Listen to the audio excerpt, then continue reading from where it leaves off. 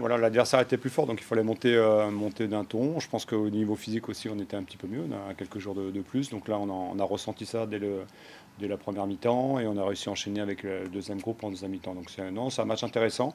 On a vu beaucoup de bonnes choses. Je trouve qu'on a concédé quand même quelques situations. Donc on va regarder ça tranquillement, mais c'est plutôt une préparation qui est dans la continuité. Donc on est plutôt satisfait.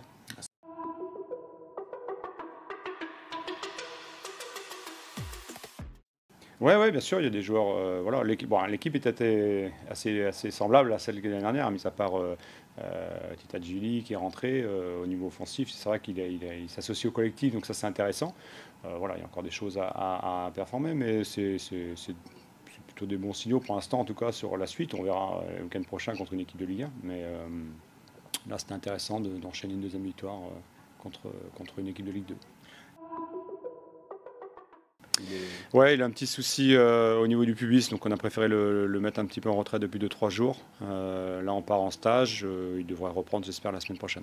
Ben, ce qui est intéressant, c'est qu'Alpha Touré, c'est un peu le couteau suisse de l'équipe, comme il était à Génération Foot. À GNDF, on le voyait au milieu de terrain, défenseur central, ouais. Latéral, et là, Ouais, c'est quelqu'un qui est intelligent, qui s'adapte vite à la situation, même si son poste premier, c'est milieu de terrain. Mais là, il a su combler un peu des manques qu'on a aujourd'hui, forcément, par rapport au départ de Mathieu et puis la blessure de Yannis Lawson.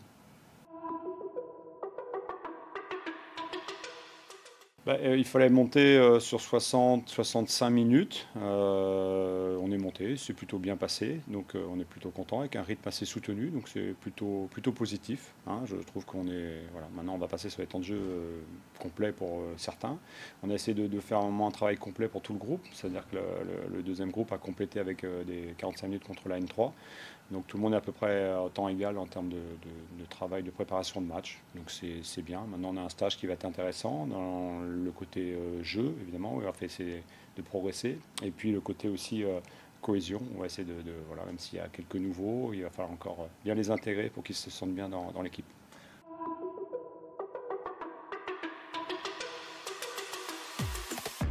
C'est quelqu'un qui communique beaucoup sur le terrain. Il l'a toujours fait, je pense, dans sa carrière. Donc forcément, même s'il n'a pas le brassard, il n'y a pas de souci avec ça. Il est capable de diriger et puis d'orienter un petit peu ses partenaires quand il peut le faire et quand il le sent.